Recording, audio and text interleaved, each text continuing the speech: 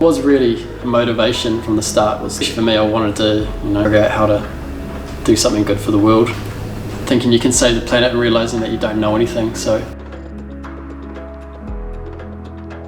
after a few years working as an engineer, then coming back to it and looking, with the skills me and Kendall now have, what is something we can do in a small way. There's also the benefit of not being experienced motorcycle designers and just starting from scratch with the whole design. Why is there so many lines, different angles on a motorcycle, but down to a couple of different lines, and go in the other direction to what modern motorcycles have been going, which is going for that really, especially sports bikes, which is heaps of lines and really aggressive and overcomplicated sort of shapes. In terms of functionality, it's going to be outperforming petrol. Performance functionality was already going to be at that point, even 7 or 8 years ago. So straight away obvious that you could just make it look good. We got to a point with the design where we were so stuck, it just looked strange. We couldn't figure out how to use the space. We just couldn't get it to look right. It seems obvious now when you look at the bike. We were convinced that the battery needed to be at the bottom of the bike, that the control stuff was going to be in the top, that the battery would slide out or something like that. And then those sketches you did, it was having those consistent, continuous lines going straight through the bike. But then there's just those other elements. I know as a mechanical engineer you're just not aware of and you don't know how they work, but they just work. That little flick on the front of the bike, of the body. That was the one angle on the whole bike. Everything is set to 20 degrees or horizontal, so 20 degrees back or forward. Yeah.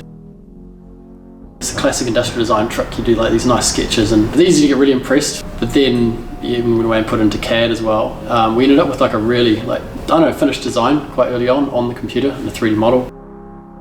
And then 3 years ago we finally finished the first full-on prototype. And then 2 years ago we got our first capital raise. We quit our jobs, went full-time. We were going to build 10 trial bikes first. So yeah, we called Brett once again and needed to get things designed for manufacturer. Yeah, and also just cleaning up the design. Look as clean and simple as possible. So working with Brett was great because it brings both those elements, essentially an engineer and an industrial designer in one. So it was awesome actually. It was a real complex shape this, so you basically had to start from scratch and left us with a model that we could actually still modify and use and adapt. We're still using basically exactly the same model from that day. Industrial design is crucial. There's sort of an assumption, that there's all these new modern machines and techniques and everything that make these things, and you just draw the things up and boom, they're there. Press the alley one, yeah. So we use the same aesthetic. So that is going to be pressed at alley.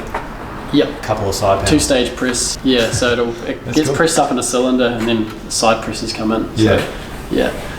It was a real challenge. Obviously it's kind of an aesthetic shape. It's the one kind of organic shape on the bike, which makes it a pain in the ass, but also it's really functional. So we had to figure out how to make the aesthetic work with something that also needed to have a 3mm clearance everywhere around and needed to be able to lift off as a hinge.